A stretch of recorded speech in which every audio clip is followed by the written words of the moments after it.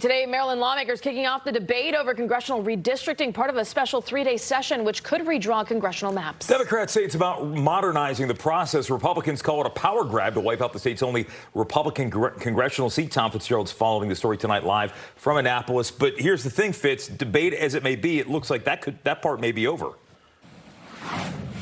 Yeah, it probably is. Look, the political reality is this in Annapolis. Democrats have overwhelming majorities in the House of Delegates, overwhelming majority in the state Senate. And with the Democratic governor, Wes Moore, urging them on, Democrats moved today on a proposed constitutional amendment which would dramatically change how this state draws its congressional maps. Take a look. This is how the special session got underway in Annapolis this morning, with a warning from the House Speaker that she would not tolerate any disruptions by Republicans during the next 3 days. Now, Democrats say that recent federal court rulings, in their view, weaken voting rights. So they say Maryland needs new rules in order to redraw congressional maps. Republicans, though, say what they think Democrats really want to do is create partisan district, pouring scores of Democratic voters into Republican Andy Harris's first congressional district.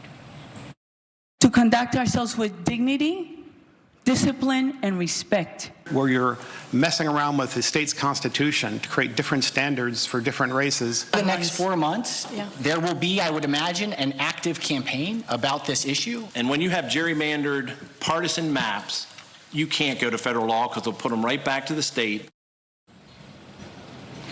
Look, Democrats themselves only recently got all on the same page on this. Governor Wes Moore had wanted this done during the regular session earlier in the year, but the Democratic State Senate President Bill Ferguson said not yet. Now, with Ferguson on board, this effort is moving forward. Democrats say they need to do this to count other Republican-controlled states, which they say are targeting Democrats. Today, the Republican nominee for governor, Dan Cox, said he thinks the General Assembly should be focusing on affordability, not redistricting.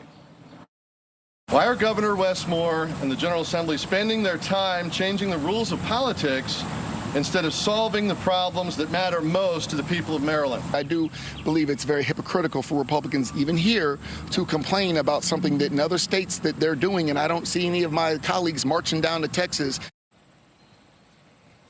In a statement to Fox 5, the Wes Moore campaign wrote, in part, Dan Cox doesn't have what it takes to lead Maryland. Even if this amendment gets the 3/5 majority, which it needs, and it likely will, voters ultimately will have the final say on a ballot question this November. We're live in Annapolis tonight. We'll send it back into you.